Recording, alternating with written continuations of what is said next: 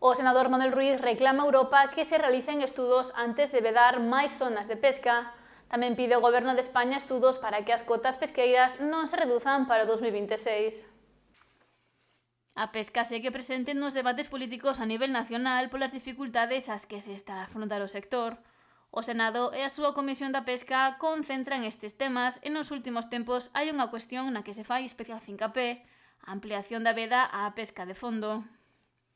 A Comisión de Pesca do Senado aprobou por unanimidade o que é impedir esa ampliación de o que eran as áreas vedadas, 87 para o que son todas aquelas traballos de fondo e, lógicamente, o que pedimos é que calquer tipo de nova protección teñase que facer cos estudios oportunos, que diferencie completamente o que son as artes, non é o mismo pois o que é un palangre de fondo no que simplemente hai un peso depositado no fondo ou mismo o que son artes como a piedrabola, non? Que en definitiva pois están entre aguas, non chegan ao fondo e sin embargo a día de hoxe pois están excluídas desas 87 áreas. E lamenta que Europa quera ampliar estas vedas para ter un total de 104.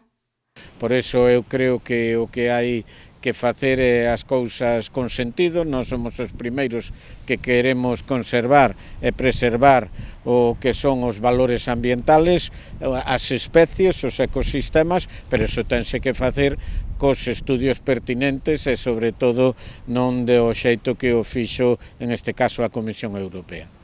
Tamén está a vista posta no reparto de cotas para o vindeiro 2026, no que se agardan recortes nalgunhas especies claves para a flota galega.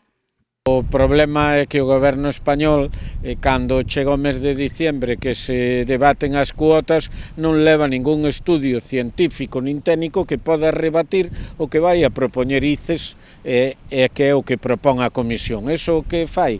Pois que cando volvemos para o noso país, volvemos ca proposta da Comisión prácticamente ao 100%. Ahora hai rebaixas moi importantes en algunhas especies que chegan ao 70% e a nós nos gustaría pois que o goberno tuvera cando menos os estudios oportunos para contradecir se é o caso. Sen embargo, sostén que a hora da verdade os únicos estudos que hai para valorar a situación das especies son os que presenta o ICES. Eso é o que leva a que ao final se recorten especies importantes, en este caso para o cerco, como pode ser a caballa, e lóxicamente nós o que pedimos é que o goberno se esforce á hora de defender ao noso sector. Hai áreas como no Mediterráneo que non chegan nin a poder traballar un de cada 3 días. Eso é insostenible para calquer profesión e máis para do mar.